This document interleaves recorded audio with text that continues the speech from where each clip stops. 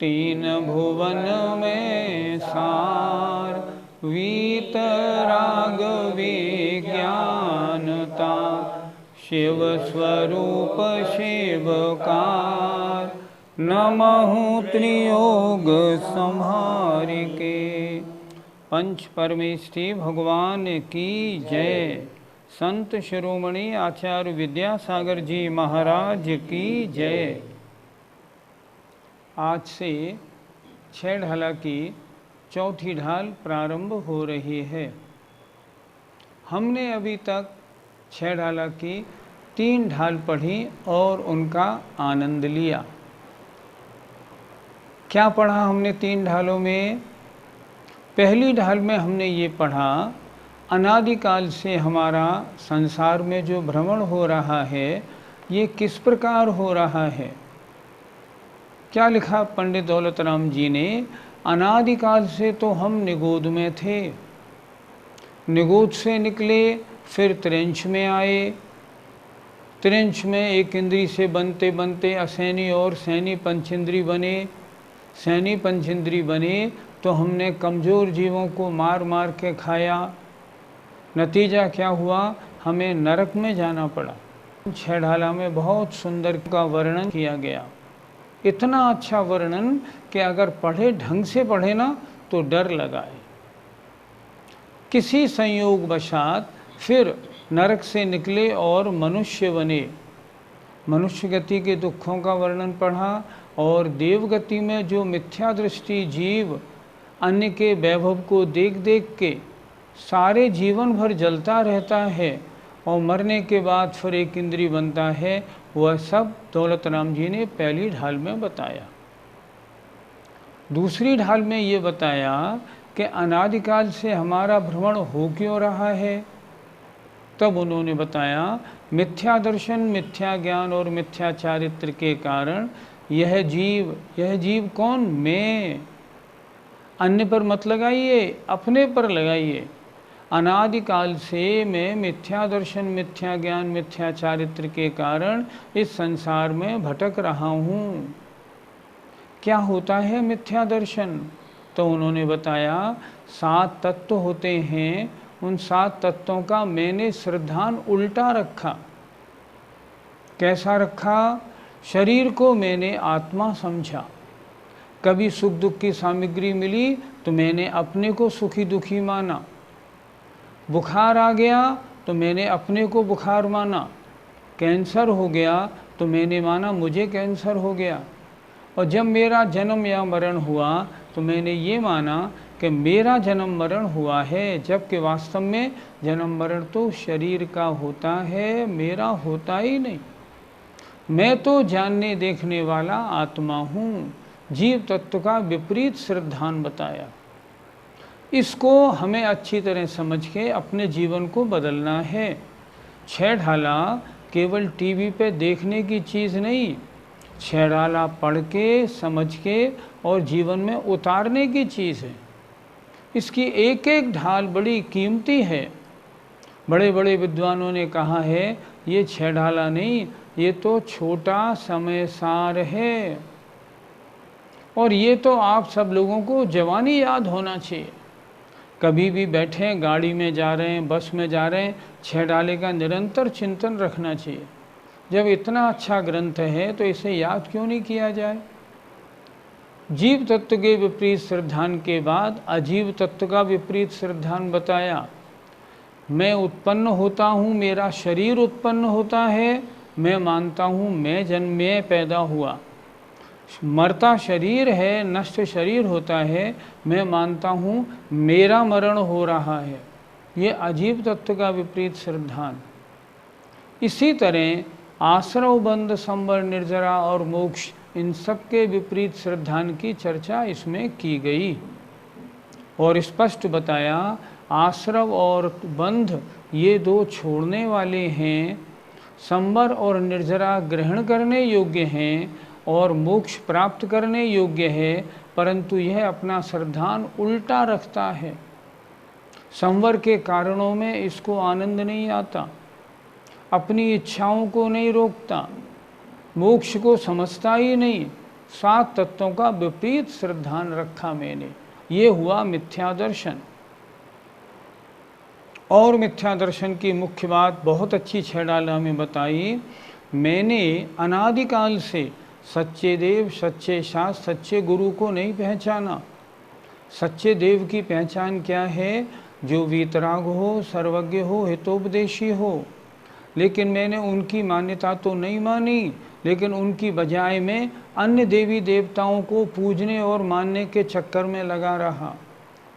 आज भी हमारी हालत बहुत ख़राब है।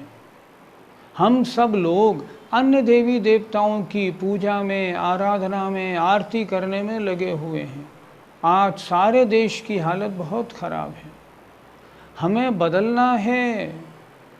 हमारे आराध्य कौन है? सच्चे देव, अरहंत भगवान, सिद्ध भगवान, आचार्य उपाध्याय साधु, जिन वाणी, जिन धर्म और जिन चैत्य चैत्यालय, इनके अलावा कोई भी देवी देवता हमारा आराध्य नहीं। फिर एक बार ध्यान से सुने, हम सब लोगों ने क्या अपने आप को कर लिया? अन्य देवी देवताओं की पूजा उपासना के चक्कर में हम लोग लग रहे हैं। बहुत बुरी हालत है। मैं तो स्थान स्थान पे शिविर लगाता हूँ और देखता हूँ घर घर में अन्य देवी देवताओं का वास बना हुआ है। क्या हम जैनी हैं? अरे जैनी वो है जो अरहंत, सिद्ध, आचार्य उपाध्याय साधु की भक्ति करे, पूजा करे, आरती करे। ये जो अन्य देवी देवता हैं, ये रागी द्वेषी हैं, ये देवों में नहीं आते, ये कुदेवों में आते हैं। औरों की बात और छोड़ो, शास्त्रों में तो सर्वार्थ सिद्धि के देव हों, चाहे लौकांतिक देव हो, चाहे स्वधर्म स्वर्ग का इंद्र हो, उसकी भी पूजा आरती करने का विधान नहीं है। तो अन्य जो भवनत्रिक देवी देवता हैं, यक्ष आदि, इनकी पूजा कैसे करनी? जरा सोचो तो सही। छोड़ दो। और अगर इसको नहीं छोड़ा ना, सारा जीवन यूँ ही निकल जाएगा। बड़ी मुश्किल में मनुष्य पर्याय मिली है, और इस मनुष्य पर्याय में भी हमने खोटे देव की पूजा नहीं छोड़ी तो ये पर्याय मिट्टी हो जाएगी। लोग कुछ भी कहें, कहने दो, मत सुनो किसी की, आगम की सुनो। आज हो रहा है चारों ओर क्या, तमाम औरतों और आज के साधुगण भी, आरिका माताएं भी और विद्वतगण भी इनकी पूजा प्रार्थना, पूजा आरती का उपदेश देने लगे। सब मिथ्यात्व है। हम जैनी हैं, हम तो 9 देवताओं को पूजेंगे, 5 परमेष्टि, जिन वाणी, जिन धर्म, जिन चैत्य और जिन चैत्यालय। अन्य देवी देवता, चाहे वो हमारे शासन देव हों, चाहे वो हमारे रक्षक हों, कुछ भी हों, ये सब मान्यताएं सब गलत हैं। इन सबको छोड़ना है। नहीं छोड़ा तो संसार भ्रमण चलता रहेगा। कब होश में आएंगे हम लोग? जगें भाई, जगें, जग जाइए। इसके बाद उन्होंने बताया, जो सच्चे शास्त्र अरहंत भगवान ने कहे और वीतरागी गुरुओं ने लिखे, उनके अलावा अन्य शास्त्र नहीं है। आजकल शास्त्रों में अनेकांत की बजाय एकांतवाद आ गया। वो एकांतवाद वाले शास्त्र सच्चे शास्त्रों में नहीं आते। और जो साधु हैं, जो वीतरागी साधु हैं, जो मुनि महाराज, कैसे मुनि महाराज? जिनके 28 मूल गुण सही हैं, वे हमारे आराध्य हैं। जिनमें 28 मूल गुण नहीं, वो सच्चे गुरु की कोठी में नहीं आते। देखो ना इनको, पहचानो, जगना है हमें। दौलत राम जी ने कितनी सुंदर दूसरी ढाल लिखी। इसके बाद तीसरी ढाल में उन्होंने ये बताया, सम्यक दर्शन 2 प्रकार का, निश्चय और व्यवहार सम्यक दर्शन। व्यवहार सम्यक दर्शन का स्वरूप उन्होंने बताया, 7 तत्वों का जैसा का तैसा श्रद्धान करना। बहुत सुंदर स्वरूप बताया। उसके बाद उन्होंने सम्यक दर्शन के 25 दोषों का वर्णन किया। उन्होंने कहा, शंकादिक 8 दोष नहीं लगने देना। चाहे कितनी ही संपत्ति हो, बल हो, रूप हो, ज्ञान हो, घमंड मत आने देना। खोटे देव शास्त्र गुरु और उनके मानने वाले अनायतन हैं, इनके पास नहीं बैठना, इनकी संगति नहीं करना। और 3 तरह की मूढ़ता समझाई थी, लोक मूढ़ता, देव मूढ़ता और पाखंड मूढ़ता। इन सबसे दूर रहना है। जरा सोचें, दिल पे हाथ रख के सोचें, आपने तीसरी ढाल में सम्यक दर्शन के 25 दोष पढ़े, क्या आपने मूढ़ताओं को छोड़ा? क्या आपने षट अनायतन का त्याग किया? अगर त्याग नहीं किया, क्या फ़ायदा हुआ सुनने से बताओ? हमारा पढ़ाना बेकार, आपका टाइम लगाना बेकार। छोड़ दो। अगर सम्यक दर्शन प्राप्त करना है तो 25 दोष हटाने पड़ेंगे। और इसके अलावा 7-8 अंगों का वर्णन, जो 8 अंग हैं सम्यक दर्शन के, वो मुझ में आए, इनकी भावना भानी पड़ेगी, इनको धारण करना पड़ेगा। अगर हमने 8 अंग धारण किए और 25 दोषों को दूर किया, तब हम सम्यक दृष्टि कहलाएंगे।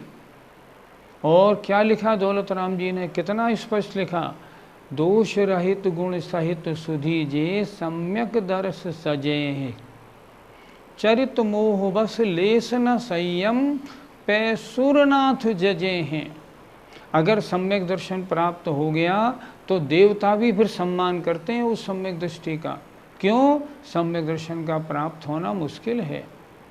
इसके अलावा उन्होंने ये भी बताया था कि सम्यक दृष्टि जीव जो है वो पहले नरक को छोड़ के अन्य नरकों में नहीं जाता, और कहाँ कहाँ पैदा नहीं होता, स्त्रियों में नहीं होता, भवनवासी आदि भवनत्रिक में नहीं होता, ये सब वर्णन किया।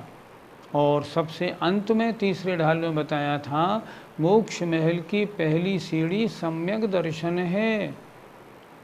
इसके बिना अगर सम्यक दर्शन नहीं हुआ और आपने ज्ञान और चारित्र को पालन किया, धारण किया, सब बेकार। उन्होंने लिखा सम्यकता न लहे, तो वो सच्चे नहीं कहलाएंगे, वो मिथ्या कहलाएंगे। इसलिए क्या करना, जैसे बने तैसे इस पूरी पर्याय का लक्ष्य बनाओ। कुछ भी हो, सम्यक दर्शन प्राप्त करना ही है। मैंने समझाया था आपको, जैसे कोई नर्तकी अपने सिर पे 7 घड़े लेके नाचती है। अच्छा, अगर पहला घड़ा यूँ रखेगी ना, तो सारे घड़े उसके ऊपर के यूँ ही रखे जाएंगे, और पहला घड़ा उल्टा होगा तो बाकी सारे घड़े भी उल्टे रखने पड़ेंगे। तो अगर पहले घड़े का मतलब सम्यक दर्शन, अगर सम्यक दर्शन नहीं तो ज्ञान नहीं, चारित्र नहीं, कुछ नहीं। मुनि बन जाएं, घोर तपस्या करें, तो भी कुछ लाभ होने वाला नहीं। इसलिए तीसरी ढाल में दौलत राम जी ने बहुत सरल भाषा में हमें समझाया, मिथ्यात्व को छोड़ दो, सच्चे जैनी बन जाओ, दुनिया की मत सुनो, आत्म कल्याण के बारे में शास्त्र की सुनो, 6 ढाले की सुनो, 6 ढालाकार क्या कह रहे हैं। अगर ऐसा करेंगे ना, तब सब कुछ ठीक होगा, अन्यथा पर्याय व्यर्थ चली जाएगी। अब आज चौथी ढाल प्रारंभ हो रही है। इसमें क्या वर्णन होगा? इसमें वर्णन ये होगा कि सम्यक दृष्टि जीव जो है वो सम्यक ज्ञान को भी धारण करता है। और सम्यक ज्ञान कितने प्रकार का है, इसके लिए क्या करना चाहिए, और इसके बाद में गृहस्थों को अपना आचरण कैसा रखना चाहिए, इसकी चर्चा इस चौथी ढाल में पंडित दौलत राम जी ने की है। बड़ी सुंदर ढाल है ये चौथी। आइए इसको अब शुरू करते हैं।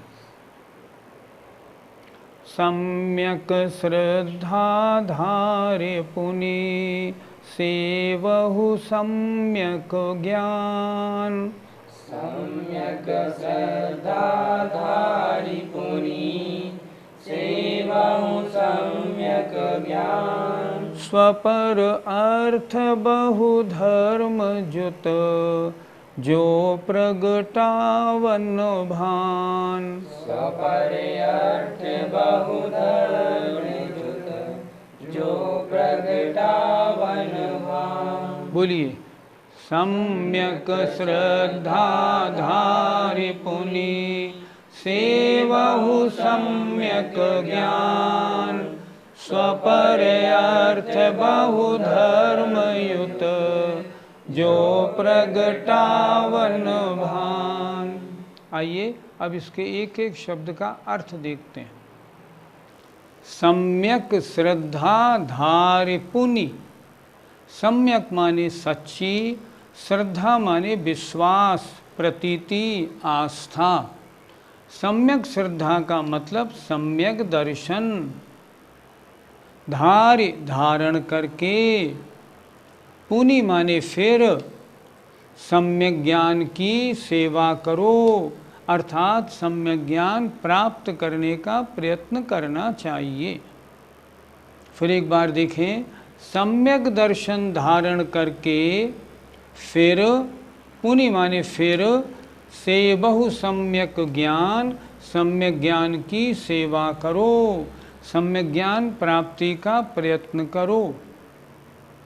क्या है ये सम्यक ज्ञान? तो कह रहे हैं स्व माने निज, और पर माने पर, और अर्थ माने पदार्थ।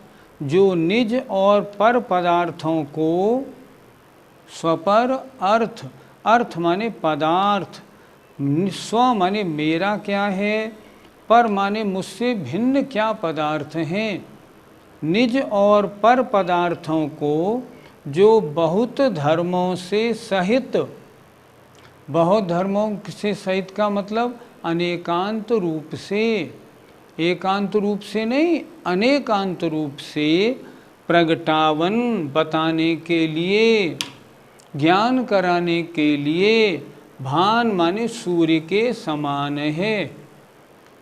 सम्यक ज्ञान कैसा है? सम्यक ज्ञान क्या बताता है? मैं क्या हूँ और अन्य पदार्थ क्या हैं, और उनको अनेकांत से समझाता है। जैसे मान लो मेरा पुत्र है, हाँ, व्यवहारने से, लोक व्यवहार में कहने से, कहने के लिए ये मेरा पुत्र है, वास्तव में मेरा कोई नहीं, मैं तो आत्मा मात्र हूँ। सम्यक ज्ञान इस तरह समझाता है, अर्थात मैं क्या हूँ और पर क्या है, इन पदार्थों को, निज पदार्थ को और पर पदार्थ को जो बहुत धर्मों से सहित अर्थात अनेकांत रूप से प्रगटावन बताने के लिए, अर्थात ज्ञान कराने के लिए जो सूर्य के समान है, उसे कहते हैं सम्यक ज्ञान। निज और पर पदार्थों का ज्ञान किससे हो सकता है? सम्यक ज्ञान के द्वारा हो सकता है। सम्यक ज्ञान की आराधना कब करनी चाहिए? पहले अपनी श्रद्धा को सही बना लो, पहले सम्यक दर्शन को धारण करो, इसके बाद फिर सम्यक ज्ञान की सेवा करनी चाहिए। सेवा का मतलब प्राप्त करने का प्रयत्न करना चाहिए। पंडित जी, यदि हम सम्यक दर्शन को प्राप्त नहीं करें और सम्यक ज्ञान की आराधना करें तो? अगर आप सम्यक दर्शन प्राप्त नहीं करेंगे तो सम्यक ज्ञान की आराधना ही, और ज्ञान की आराधना करेंगे तो वो ज्ञान आपका मिथ्या ज्ञान कहलाएगा। जब आपकी श्रद्धा सच्ची नहीं है तो आपका ज्ञान सच्चा कैसे होगा? पहले तो सच्चे देव शास्त्र गुरु की श्रद्धा बनाओ कि यही सच्चे देव हैं, यही सच्चे शास्त्र हैं, यही सच्चे गुरु हैं।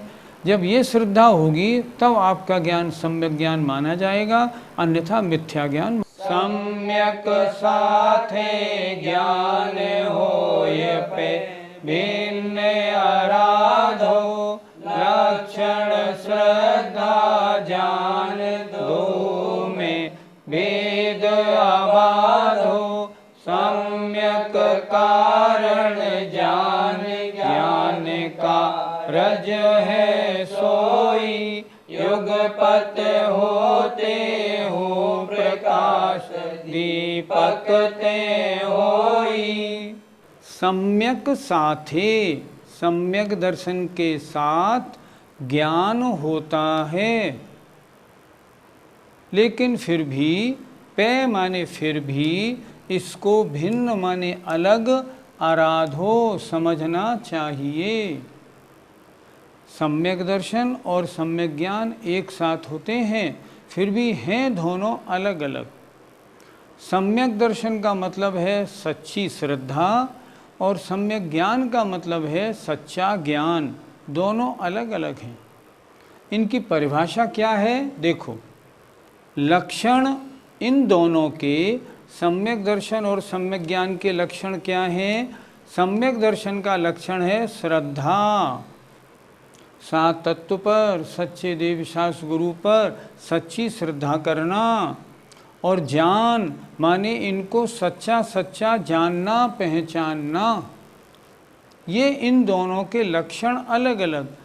सम्यक दर्शन का लक्षण श्रद्धा और सम्यक ज्ञान का लक्षण जानना है।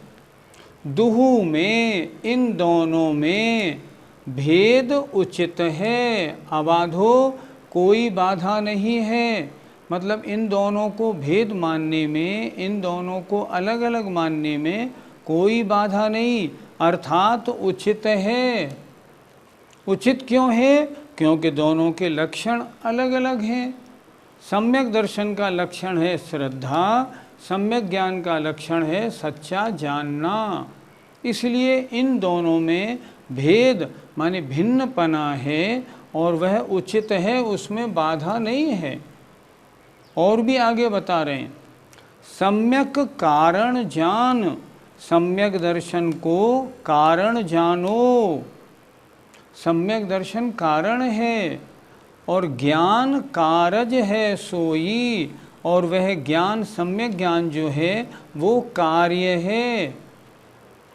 पहले स्वाध्यायों के ज्ञान होता है और जब श्रद्धा हो जाती है तब वही ज्ञान श्रद्धा होने के बाद फिर सम्यक ज्ञान बन जाता है। जब तक श्रद्धा सच्ची नहीं है तब तक ज्ञान मिथ्या ज्ञान है, सम्यक ज्ञान नहीं। क्या कह रहे हैं? सम्यक कारण जान, मतलब सम्यक दर्शन को कारण जानो और सम्यक ज्ञान को कार्य है। अर्थात सम्यक दर्शन होने पर कारण, उसके होने पर जो ज्ञान है वो सम्यक ज्ञान हो जाता है। तो ये दोनों साथ साथ होते हैं क्या? तो कह रहे हैं युगपत होते हु, युगपत माने एक साथ होते हुए भी पहले सम्यक दर्शन होता है, बाद में सम्यक ज्ञान। पहले दीपक जलता है, रोशनी बाद में होती है, लेकिन होते दोनों एक साथ हैं। उसी तरह एक साथ होते हुए भी जो प्रकाश माने रोशनी दीपक से होती है, अर्थात दीपक पहले जलता है, रोशनी बाद में होती है। उसी तरह सम्यक दर्शन अगर है तो ज्ञान सम्यक ज्ञान कहलाने लगता है। पहले हमने ज्ञान किया और हमें सम्यक दर्शन नहीं हुआ, हमारा ज्ञान मिथ्या ज्ञान कहलाएगा। सम्यक दर्शन होते ही वो ज्ञान सम्यक ज्ञान कहलाता है। इसलिए लिखा युगपत होते हु, दोनों सम्यक दर्शन और सम्यक ज्ञान एक साथ होते हैं, फिर भी जैसे दीपक से प्रकाश होता है उसी तरह सम्यक तो होने पर ज्ञान सम्यक ज्ञान कहलाता है। एक बार फिर देखें इसको, सम्यक दर्शन के साथ सम्यक ज्ञान होता है, लेकिन फिर भी इनको भिन्न भिन्न समझना चाहिए, इनकी भिन्न भिन्न आराधना करो। क्यों? क्योंकि दोनों के लक्षण अलग अलग हैं। सम्यक दर्शन का लक्षण है श्रद्धा, श्रद्धा माने प्रतीति, विश्वास, और सम्यक ज्ञान का लक्षण है जानना। इस तरह इन दोनों में भेद मानना उचित है। लक्षण अलग अलग, सम्यक दर्शन अलग, सम्यक ज्ञान अलग। और बता रहे हैं आगे, सम्यक दर्शन इसको कारण जानो, ये कारण है, और सम्यक ज्ञान कार्य है। अर्थात सम्यक दर्शन होने पर सम्यक ज्ञान होता है। जो जिसके होने पर हो उसे कारण कहते हैं। अगर सम्यक दर्शन नहीं हो तो सम्यक ज्ञान नहीं होगा, कितनी आराधना कर लो। तो सम्यक दर्शन कारण, इस सम्यक दर्शन को कारण जानो और सम्यक ज्ञान कार्य है। ये दोनों एक साथ होते हैं, फिर भी जैसे दीपक से प्रकाश होता है, पहले दीपक जलता है, प्रकाश बाद में होता है, उसी तरह सम्यक दर्शन कारण है, इसके होने पर सम्यक ज्ञान होता है। इसलिए सम्यक दर्शन कारण है, सम्यक ज्ञान कार्य है। गुरु जी, सम्यक दर्शन के होने पर सम्यक ज्ञान होना जरूरी है। सम्यक दर्शन हुआ तो वही ज्ञान सम्यक ज्ञान कहलाने लगता है।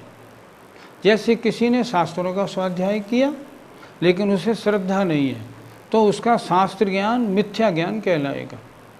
और उसने श्रद्धा बना ली, ये शास्त्र बिल्कुल सच्चे हैं, इनमें जो लिखा है बिल्कुल ठीक है, तो उसका वो ज्ञान फिर सम्यक ज्ञान कहलाएगा।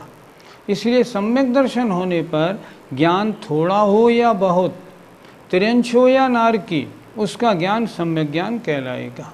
आज आपका समय हो गया, आइए। जय जिनेन्द्र।